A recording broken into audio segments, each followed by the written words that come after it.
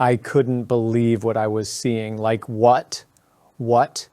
The scene unfolding before me was both surreal and horrifying, a stark reminder of how fragile the line between order and chaos really is.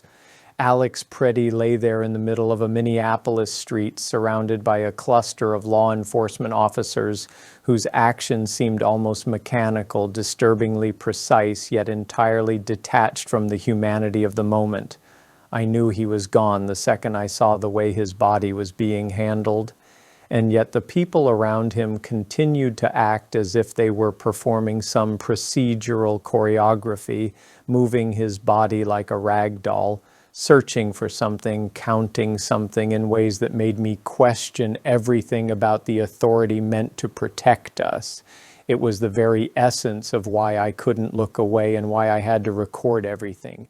For days, she had been called the woman in the pink coat, the witness who captured the crucial video showing the sequence of events that led to Preddy's death at the hands of DHS officers. Today, her name was finally revealed.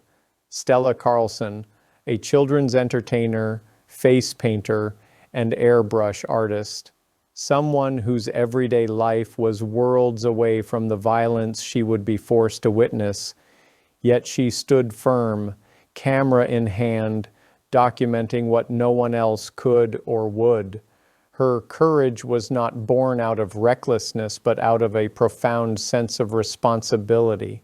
She understood that in moments like these, the act of bearing witness is itself a form of resistance. What the videos revealed was stark and undeniable. Preddy was not advancing toward the officers. He was backing away, attempting to de-escalate the situation, performing a role that, under normal circumstances, should have earned him protection, not violence. One officer approached a woman near him and shoved her to the ground, the aggression catching even the trained observer off guard. Preddy moved toward her, only to be immediately pepper sprayed. And then, in a matter of seconds, he was on the ground, surrounded, restrained, with multiple officers on top of him. There was no indication he brandished a weapon, no aggressive action from him that could justify what followed. And then the shooting began, one shot, followed by 9 more, each one a jarring punctuation in the narrative of incompetence and brutality that had been laid bare.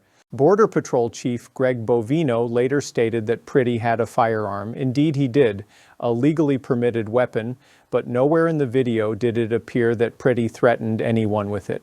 The photographs shared by DHS showing the gun in a car seat removed from the scene added a troubling layer of manipulation and narrative control. It became increasingly clear that the official version of events was not just incomplete, it was misleading. And the implications of that deception ripple far beyond Minneapolis. They send a clear signal to law enforcement officers everywhere. Actions have no consequences. Violence can be executed without accountability. Former FBI Deputy Director Andrew McCabe's analysis confirmed what many were feeling but afraid to articulate. At the core of this incident was a potential assassination carried out with a complete lack of restraint, oversight, or judgment. Trained law enforcement officers, educated to assess threats and act proportionally, had instead escalated a situation to a deadly climax.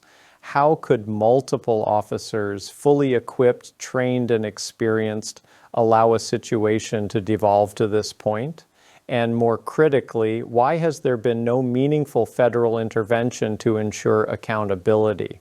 The precedent set by past cases where law enforcement actions were left uninvestigated or publicly justified through preemptive narratives meant that the expectation of justice in this case was slim at best. The implications extend far beyond one tragic death. Communities across Minnesota, already vulnerable and wary of federal intervention, witnessed firsthand the consequences of unchecked power. People detained, children left alone, citizens assaulted while attempting to engage peacefully. These were not isolated incidents, but part of a pattern. The narrative pushed by DHS, the White House, and other federal actors painted victims as threats before any investigation, before any evidence, reinforcing a culture of fear and mistrust. This is a systemic issue, not merely a tragic accident. And yet, amidst the chaos, there were glimmers of humanity. Stella Carlson, despite knowing she was risking her own safety, chose to stay and document. Volunteers and community members walked through the streets with whistles, alerting those in danger, signaling that someone was looking out for them. They did not have the authority or the weapons to intervene fully, but their actions created a thread of hope, a reminder that courage is not defined solely by power, but by the choice to act, even in the face of overwhelming odds. The broader context cannot be ignored. This is not just about Minneapolis or a single shooting, it is about the message being sent across the nation. Federal agencies, emboldened by political support and a lack of accountability, have created an environment where excessive force is not merely tolerated, but tacitly encouraged. When the administration publicly prejudges victims, labeling them as domestic terrorists or threats, it undermines the rule of law itself. It erodes public trust, not only in those who are meant to protect us, but in the very institutions designed to ensure justice and equity. Public reaction has been intense. Protests, town halls, and media coverage have amplified the voices of those directly impacted, ensuring that the narrative cannot be entirely controlled by those in power. Yet the question remains, will this attention lead to meaningful reform, or will it dissipate as another story swallowed by the relentless churn of the news cycle? The courage of witnesses like Stella Carlson and the resilience of affected communities are critical in holding power to account, but systemic change requires more than individual bravery. It demands structural accountability. Examining the federal response, or lack thereof, exposes a troubling pattern. In prior cases, similar incidents have been swept aside, dismissed, or misrepresented.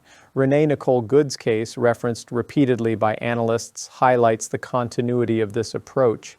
Victims are criminalized in the narrative before investigation.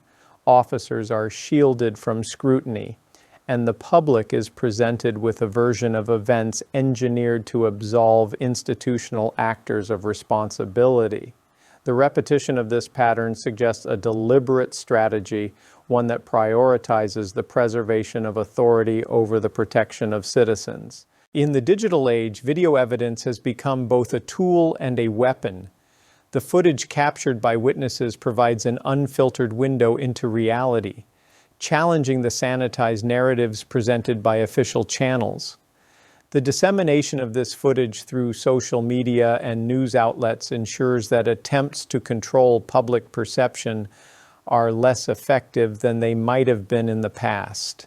Yet relying solely on citizen documentation places an unfair burden on the public to enforce accountability, effectively making ordinary people the last line of defense against state overreach.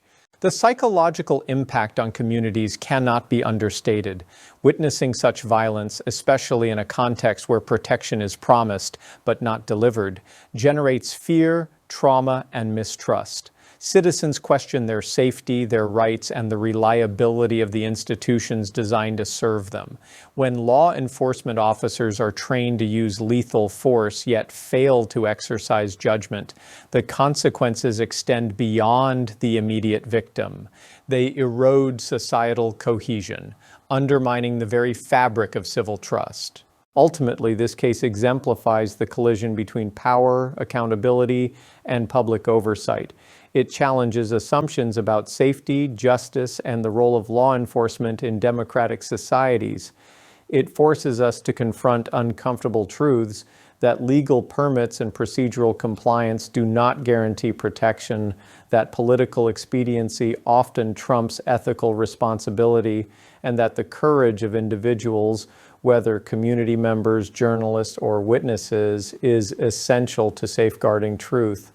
Every frame of the video, every testimony, every analysis points to the necessity of transparency, the imperative of fair investigation, and the ongoing struggle to ensure that authority serves rather than harms the public it claims to protect.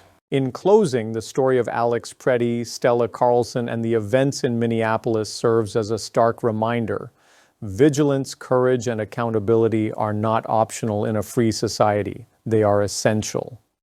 Each act of documentation, each protest, each demand for transparency contributes to a collective effort to maintain justice and integrity.